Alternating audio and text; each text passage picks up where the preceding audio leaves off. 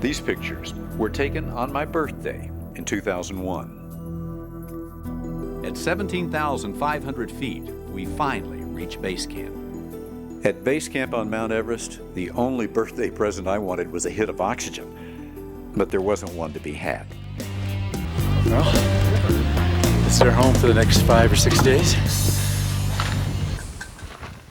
Lesson 1 at base camp. You ever tried to blow up an air mattress at 17,000 feet? Even the most ordinary actions can require extraordinary effort. Short of breath yet?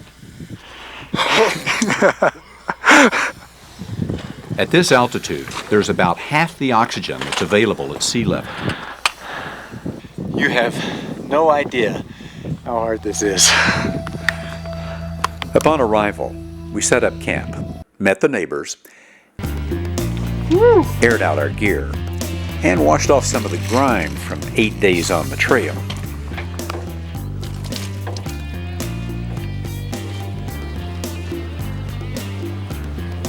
Wow. Does that feel good? I think really everybody should do this at least once a week.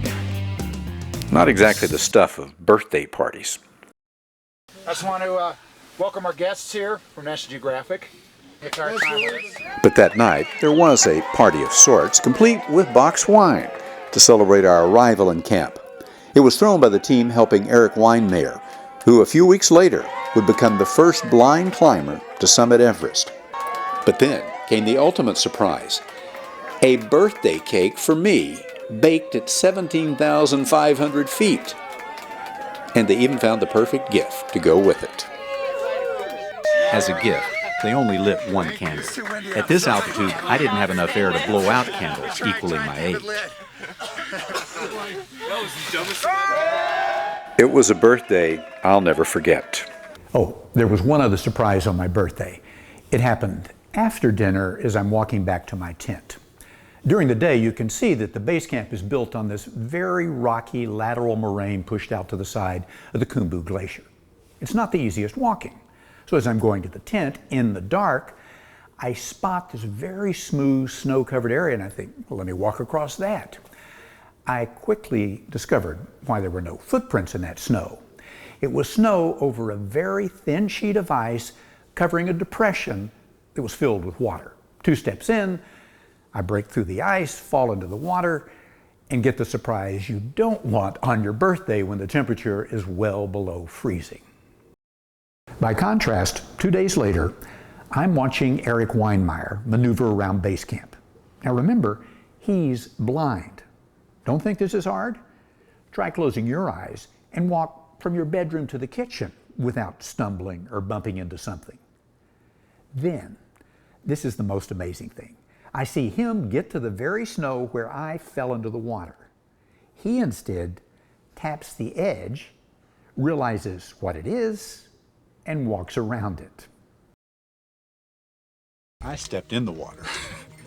Had to rush to the tent. My pants were frozen by the time I got there. So to see him do this, I am in awe. I can't imagine what it will be like for Eric to go through the Icefall. In fact, I'm having trouble picturing myself doing it. But I couldn't have a better guide. It's Pete Athens, who at this point has been to the summit of Everest 6 times. And in case you're wondering what climbing through the Khumbu entails, watch this. I have trouble thinking about anything other than the danger that lies ahead in the Khumbu Icefall. Veteran climber and Eric's team leader, Pasquale Scarturo, does little to relieve my anxiety. So now, unless you were trying to get to the top, you just wouldn't go in there. No, I wouldn't go in the Icefall. It's just risk, added upon risk, added upon risk. And in fact, there's a lot of good climbers. I have some good friends now that are guides, won't guide on the south side of Mount Everest anymore because of the Icefall. They say they'd rather risk the wind and the rock on the north side than the Icefall on the south side. So this portion of the mountain can give you some understanding of what it means to take risk. Oh yeah. Thanks to Pasquale, I'm left with visions of yawning crevasses dancing in my head, while Pete decides to scout the Icefall and check this year's conditions for himself. He goes in with 2 guys who make this hazardous trip almost every day. Animo and Gelson are a father and son team known as the Icefall Doctors. They're paid by the other climbers to maintain the fixed ropes and ladders. This ladder is tilted at a really kind of bad hillside, as you can see from what Animo is trying to chop out so that the far end of it just rests just directly horizontal. It's a lot harder when these ladders are tilted sort of catty-wampus, because it has a tendency to want to spit you down into the hole down there, which isn't really very good. These guys are in here virtually every day. Refixing some of the ice screws that need to be twisted in, and then pounding in some of the pickets that you need to attach the rope to so it's safe for the Sherpa teams moving through with loads and for the Western climbers who are going to be moving through for their summit attempts.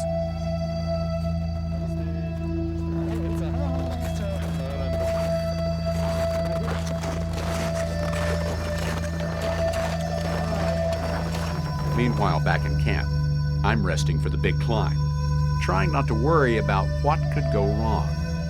Home sweet home. This is a luxury up here at base camp. We've got individual tents so we can kind of spread our junk out all over the place. You can see it around. Often in the afternoons you're just so tired. Come in and lie down waiting for dinner. It's snowing. Probably can't hear that, but right now I hear a big avalanche coming down the mountain over there. They come down all afternoon, all night, sometimes during the day when you can see them.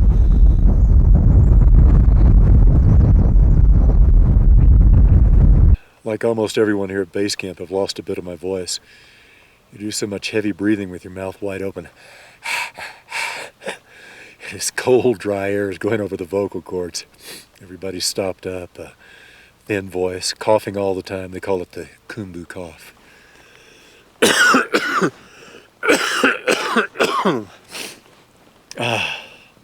You hear it all night long and half the day. Between the coughing and unsettling dreams of falling ladders and crumbling ice towers, I don't get a lot of sleep before the Sherpas arrive with early morning tea. This is the big day I've come to Everest to experience, my climb through the deadly Khumbu Icefall. It's a moment I've both feared and found irresistible.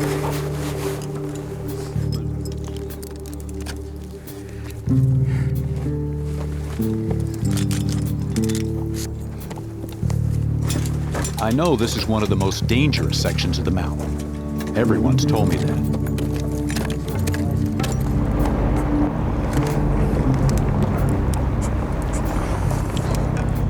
Just a small avalanche. See, that's the unpredictability. Right here while we're in the icefall, get an avalanche.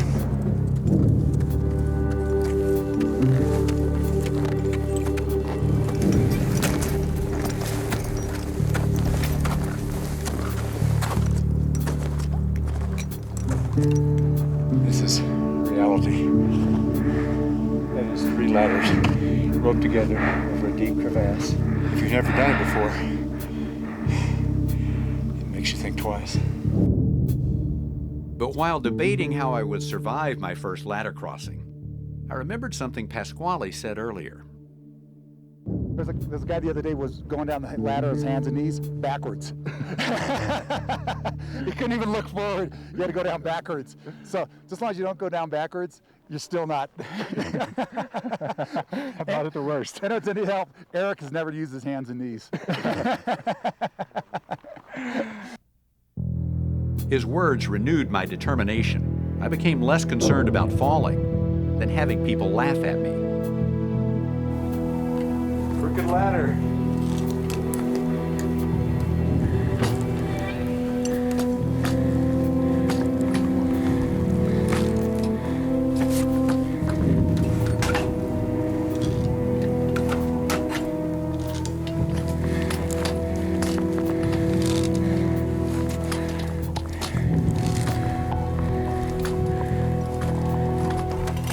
Welcome to the other side. Break on through. Good deal. All right. My first ladder crossing ended with a giant sigh of relief and a touch of pride. Whew. But any ego was quickly deflated when another Sherpa arrived. Calmly kicked the snow off his crampons and practically bounced his way across. It revealed my crossing to be the tentative, plodding, hesitant effort it really was. Oh, धेरै धन्यवाद. Oh, धेरै राम्रो मेरो साथी दवा एकदम मेरो साथी. Of course, the Sherpas have had a lot more practice. Appa, an old friend of Pete's we met on the trail, has been through the Khumbu well over 250 times. This is Appa, who's summited 11 times. Oh, congratulations. 11 times? This will be the 12th? Yeah. This year? Yeah. Why keep trying? Because this is our job. So. Just because it's a job. Because it's a job, yeah. Yeah? Risky job. Risky job, yeah. Ah, very risky, yeah. Even for you, after 11 times, it seems yeah, risky. Yeah, huh? yeah, very risky. Yeah. Everest is not easy. Yeah, it's not easy. You're right. Everest is not a joke. Not a joke. Just this part's hard. Just coming up to here. The Icefall is not just treacherous, it's hard work. Rising some 2,000 vertical feet into air with less than half the oxygen found at sea level.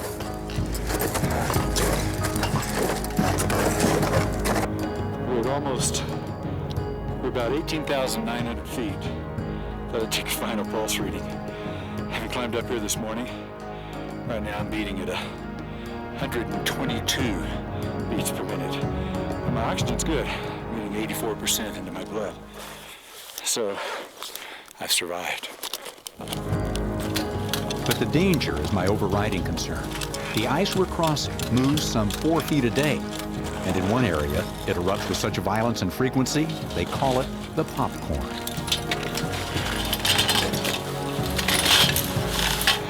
See that little piece of lighter in the Icefall? That was this year's trail. One of these big blocks came crashing down, destroyed it, so they had to move the trail. It's all a matter of timing in this section known as the popcorn.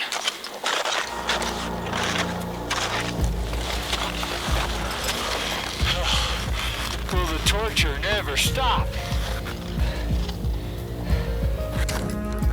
Clearly, the higher I go, this is only getting harder. I can't take big enough gulps of air to satisfy my lungs. But what does get easier are the ladders. Each one becomes a little less intimidating. Again, I remember Pasquale's words. You know, my family, before I left, my wife's crying. One of my sons was crying, you know, because they don't want you to go back up. And then when you're going up there, I think you're afraid. I'm afraid. Go through the Icefall. For some of the ladders, I'm afraid of ladders, I'm afraid of ice. But once you do it, and then come back again, I think you lose some of that fear. But no matter how comfortable you get moving through the Icefall, it would be a huge mistake to ever take this section for granted. Some claim the two most dangerous days on Everest are the first day and the last day, meaning Icefall Day and Summit Day.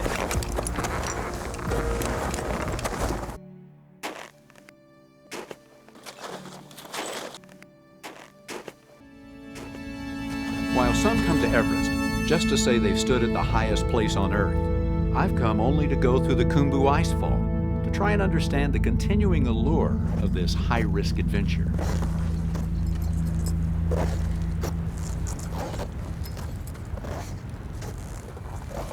I've always said, it's not a little dangerous, it's not worth doing. And I must admit, there is a bit of an adrenaline rush coming through this Icefall. But that's not the real reason for being here.